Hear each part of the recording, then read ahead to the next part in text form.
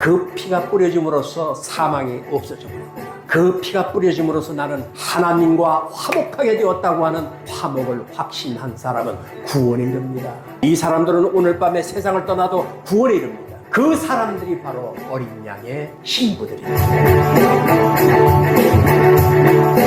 하나님의 피입니다. 셋째 하늘로 올라가는 건 피로 올라간다고 그랬죠. 그 뜻을 이제 오늘 말씀을 해드릴 거예요. 왜 이 피가 신이 있는가? 베드로전서 1장 18절 너희가 알거니와 너희 조상이 물려준 헛된 행실에서 대속함을 받은 것은 은이나 금같이 없어질 것으로 된 것이 아니요 오직 흠 없고 점 없는 어린 양 같은 그리스도의 보배로운 피로 된 것이라. 그는 장세전부터 미리 알린 바 되시니나 이 말세에 너희를 위하여 나타나신 바 되었으니. 1장 20절 킹제임스를 제가 한번 다시 읽을게. 한번 어떻게 들려지나 보세요. 참으로 그분께서는 세상의 창건 이전에 미리 정하여졌으되 이 마지막 때에 너희를 위해 드러나셨으며. 이해가 조금 쉽게 됐죠. 창세기에 보면 이스라엘들이 예국, 현재 이집트예요. 거기서 노예 생활을 하다가 모세를 통해서 탈출을 하죠. 이집트라고 하는 나라는 엄청난 큰 제국인데 노예를 풀어준다. 말도 안 되는 거죠. 근데 풀려났어요. 무슨 힘으로 자유했냐면은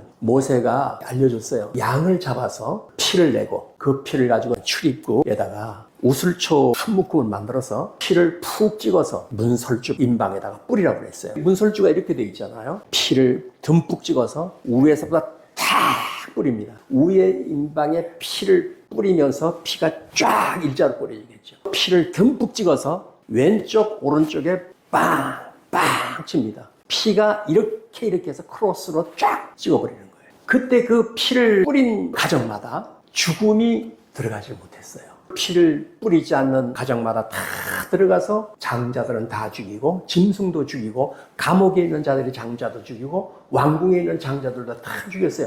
그러니까 동시에 그날 저녁에 통곡 소리가 일어났어요. 그걸 갖다 이스라엘들은 유월절이라 이렇게 말합니다. 유월절의 가장 힘은 어린 양의 피, 짐승의 피를 잡아서 뿌렸을 때는 사망이 안에 들어가지 못했어요. 바로라고 하는 왕은 손을 번쩍 들었어요.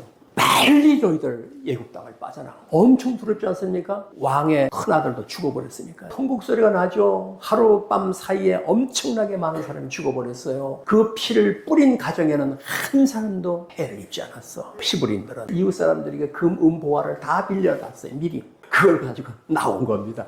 하루아침에 애굽은 폭삭 망해져 버린 거예요. 그 피입니다. 예수 그리스도가 죽어서 그 죽음으로 내가 구원받았다는 건 틀림이 없지만은 반드시 그 구원은 피로 인하여 구원받는 겁니다. 요한계시록 5장에 보면은 사도 요한이 올라와라 하는 소리를 듣고 셋째 하늘에 올라가니까 하나님의 보좌가 있고 그 보좌 주변에는 24장로들이 경배하고 양쪽에 눈을 가진 7명이 가득한 그 가운데 어린 양이 있었다. 이렇게 돼 있어요. 세상이 창조되기 전에 어린 양은 이미 준비되어 있었다. 오늘 읽은 말씀이에요. 참으로 그분께서 세상의 창건 이전에 미리 정하여졌으되 이 마지막 때에 너희를 위하여 드러나셨으며. 예수 그리스도가 지금으로부터 2000년 전에 이스라엘 땅에 온 것은 몸으로 왔지만은 그는 한 마리의 양, 어린 양으로 오신 거예요. 죽으러 왔다는 얘기입니다. 하늘과 땅을 짓기 전에, 인간을 창조하기 전에 어린 양은 이미 하늘 보좌에 계셨더라. 이런 얘기예요. 그 어린 양이 드러난 거예요. 어린 양의 피가 왜 이렇게 힘이 있는가 하는 것을 오늘 가르쳐 주려고 합니다. 아담이 창조되었을 때 아담도 죄를 범하게 되죠. 죄를 범하게 되므로 하나님은 에덴 동산에 나타나서 아담을 불렀더니 아담은 이미 벌거벗은 수치 때문에 쓸 수가 없었습니다. 그 짐승을 잡아서 가죽을 벗겨서 아담과 하와의 부끄러운 것을 가려주죠. 하나님이 자기의 수치를 가려줬다는 것을 너무 잘 알고 있었어요. 그 다음에 아담의 후에 아벨이 나타났죠. 아벨이 하나님 앞에 제사를 드립니다. 가인도 제사를 드릴 때 아벨은 어린 양을 잡아서 하나님 앞에 더 나은 제사를 드리게 된 겁니다.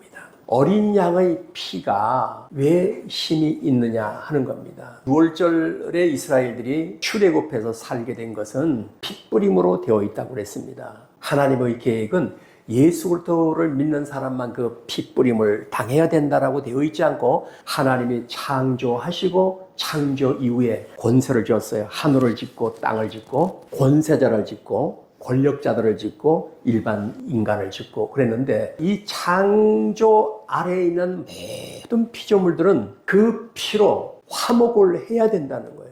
아담이 범죄하여서 사망이 이 세상에 들어와서 인간은 죽음을 이길 수가 없는 겁니다. 그러니까 사람이 살다가 다 죽어버리고 흙으로 돌아가는 거예요. 먹고 사는 게 굉장히 힘든 겁니다.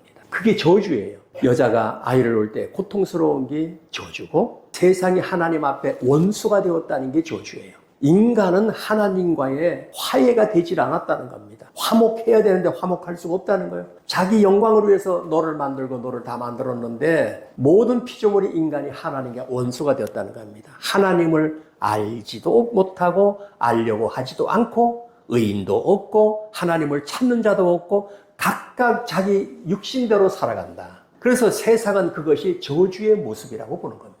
오늘 제가 설명하는 걸 성경을 읽어보고 이해를 퍼뜩퍼뜩 해야 깨우쳐지는 거예요. 오늘 여러분들이 제가 설교를 다 끝나고 찬양을 부를 때쯤이면 여러분들이 이 심령에 피의 흔적이 있구나 하는 것을 느끼면 구원받는 겁니다. 확실하게 구원받았다고 믿으시면 돼요. 성경을 차근차근 읽어보셔야 돼요. 골로새서 1장 16절부터 이는 그분에 의해 모든 것이 창조되었기 때문이라. 하늘에 있는 것들과 땅에 있는 것들, 보이는 것들과 보이지 아니하는 것들, 곧 왕자들이나 통치들이나 정사들이나 권능들이나 모든 것이 그분에 의해 창조되고 그분을 위하여 창조됩니다. 세상의 모든 하늘의 것, 보이지 않는 것, 땅에 있는 것, 세상 그 권력, 권자, 정사 이런 것들이 하나님이 지어놨다는 거예요. 그러니까 정치도 하고 권력자들도 생기고 이런 것들은 하나님이 창조 때 이미 그렇게 만들어놨다는 거예요. 또한 그분께서는 모든 것보다 먼저 계시고 모든 것은 그분으로 말미암아 존재합니다. 그러니까 이 세상 만물이 하늘 것도 짓고 땅의 것도 짓고 권력도 짓고 정사를 다 지었는데 그 짓기 전에 어린 양은 창조 전에 보좌에 계셨다. 요한계시록에 보면 어린 양이 수십 회가 나와요. 그분께서는 몸 교회의 머리시니라. 그분께서 시작이시요 죽은 자들로부터 처음 난 자이시니 이것은 그분께서 모든 것에서 으뜸이 되려 하시니라. 예수 그리스도 어린 양이 피를 뿌려서 세운 것이 교회예요. 그 전에는 교회라는 게 없어요. 이미 교회는 예정된 겁니다. 어린 양이 세상에 와서 그 피를 뿌리면 그 피의 바탕으로 세운 것이 교회예요. 그래서 교회의 구원은 피 뿌림이 없이는 구원을 못 받아요. 외국에 있는 선교사들이 조선 땅에 들어갈 때 엄청나게 많은 선교사들이 들어오다가 풍랑에 죽고 들어와서 예수 그리스도를 전하다가 순교당을 했습니다. 교회는 그 피의 터전 위에 있어요. 예수 그리스도도 자기의 피로 세운 것이 교회예요. 그래서 교회를 어지럽히는 것은 엄청나게 무서운 저주입니다. 교회는 함부로 대하는 것이 아니에요. 세상의 종말과 사탄이 강할 때마다 교회는 수천 년 동안 박해를 받고 온 겁니다. 그 박해 속에서 그리스도의 교회가 항복한 적이 없어요. 예수 그리스도를 믿는 정신은 마귀를 능히 이길 수 있는 정신이라는 거예요. 현대 교회들은 너무 그 정신이 약해서 어떤 핍박도 이기지 못하고 사람의 말도 이기지 못하고 엄청나게 약한 존재가 되었다 이런 말이죠. 예수 그리스도의 교회는 그 피로 값주고 세우신 교회예요. 여러분들의 몸도 예수 그리스도가 친히 자기의 몸을 피를 흘려서 피로 값을 주고 산 몸이에요. 너의 몸은 너의 것이 아니다. 내 것이다 하는 겁니다. 오늘 저는 피에 대한 얘기를 계속 진행하고 있는 겁니다. 교회는 그 피를 뿌려서 그 피를 믿는 사람들이 모여서 그리스도의 몸이라 이렇게 말하는 겁니다. 교회는 지체요 그런 겁니다. 여러분들 심령과 정신과 마음속에 예수 그리스도의 피의 흔적이 있고 그 피 뿌림으로 내가 죄의 사함을 받았구나 할 때는 그것을 믿는 사람들이 모인 곳이 교회예요. 오늘날의 교회는 사교장이 되어버렸어요. 사교장이 됐기 때문에 사탄이 교회를 만지는 건 일도 아닙니다. 골로새서 1장 18절 그분께서는 몸 곧 교회의 머리시니라. 그분께서 시작이시요 죽은 자들로부터 처음 난 자이시니 이것은 그분께서 모든 것에 으뜸이 되게 하시는 거예요.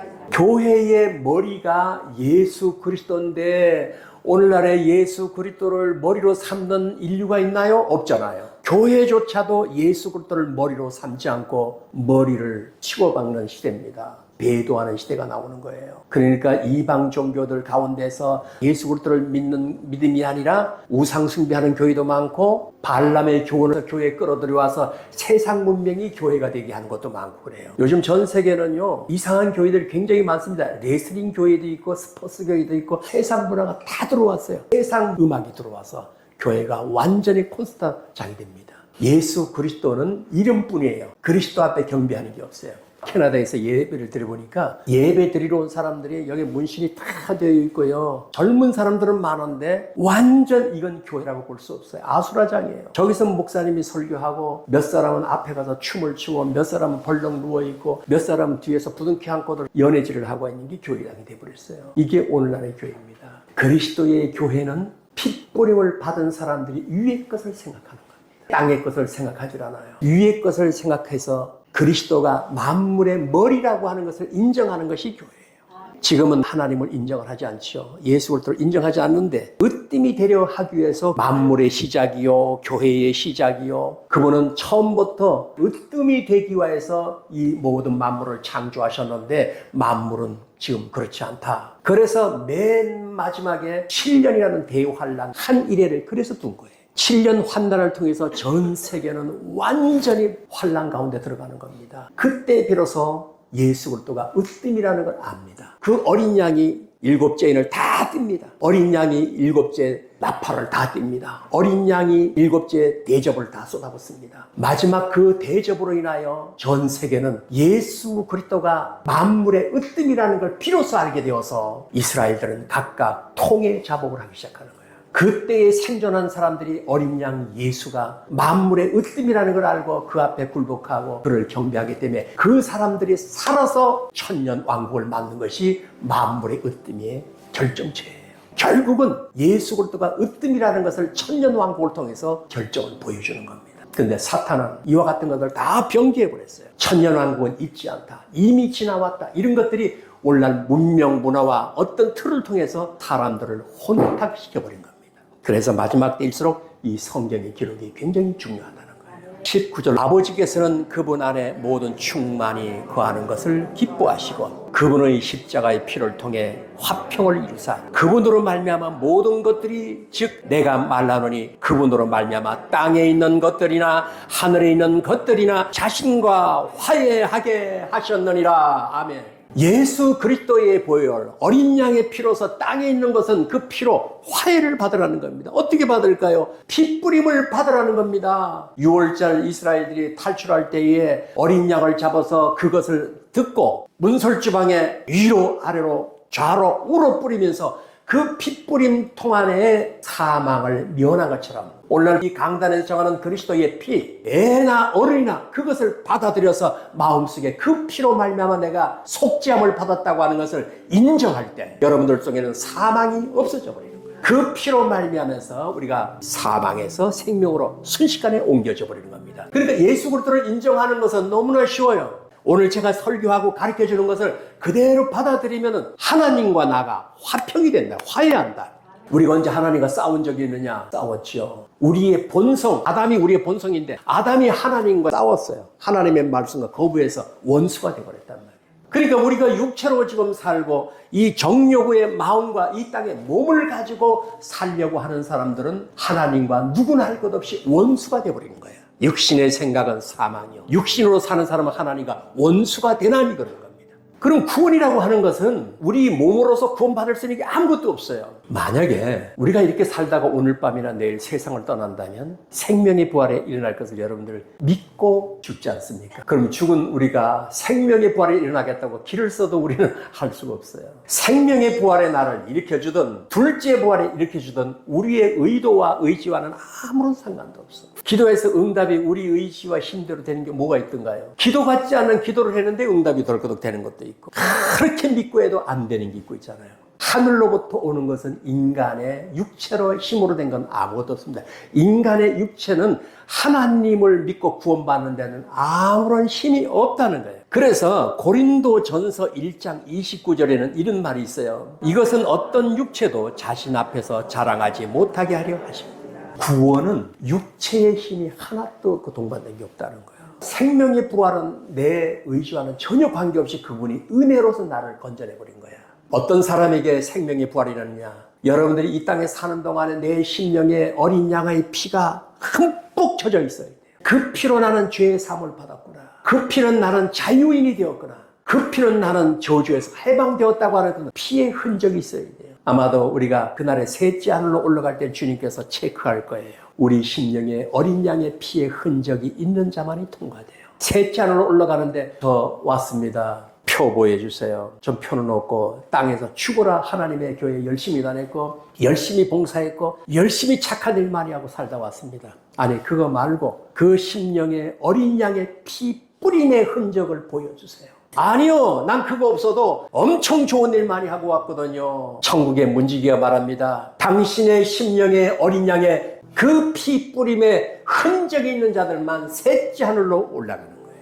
셋째 하늘은 어린 양의 피로만이 올라가는 것입니다. 그래서 성경은 육체를 인정하지 않는다는 거야. 그 육체의 어떤 것도 자랑하지 못하게 했다. 7년 환난 때의 휴거와 생명의 부활은 인간의 의지와 전혀 관계없어요. 예수 그리스도의 핏뿌림이 우리 안에 있을 때 올라가는 거예요. 대환난은 하나님과 화해하지 않은 사람들에 대한 재앙이지, 화해에 대한 사람을 거기다가 채찍질하는 것이 대환난이 아니라는 것입니다. 모든 육체, 세상 왕이나 국가나 화해된 자들이 올라가요. 그래서 대환난의 마지막 부분에 여러 민족들이 이스라엘들을 편들어주고 하나님이 최고라고 했던 그 사람들은 염소 심판 때에 걸러서 인정이 된 사람들은 천년왕국을 되어버리는 겁니다. 그러나 심령에 벌써 어린 양의 핏뿌림이 이미 있는 자들은 환난기 전에 공중으로 다 올라가는 겁니다. 이거는 육체의 힘으로 가는 게 아니에요. 구원받을 수 있는 것은 우리 심령에 예수 그리스도의 피가 심령에 뿌려져 있어야 돼요. 생각해보세요. 아, 나는 어린 양의 피로서 내 심령에 뿌려졌구나. 그 피가 내 심령에 뿌려지는 순간 내 인생의 저주는 물러가 버렸구나. 그 피가 뿌려짐으로써 사망이 없어져 버렸구나. 그 피가 뿌려짐으로써 나는 하나님과 화목하게 되었다고 하는 화목을 확신한 사람은 구원에 이릅니다. 이 사람들은 오늘 밤에 세상을 떠나도 구원에 이릅니다. 그 사람들이 바로 어린 양의 신부들입니다. 어린 양의 신부는 어린 양의 핏뿌림의 흔적이 있을 때 비로소 구원을 받는다는 말이에요. 내 주의 보혈은 정하고 정하다. 오늘 이것을 생각하면서 한번 불러봐 보세요. 그리고 어린 양의 피, 여러분들이 성찬할 때도 그 핏뿌림의 흔적을 가지고 있어야 됩니다. 그 피가 나를 구속하였구나. 그 피가 나를 용서하였구나.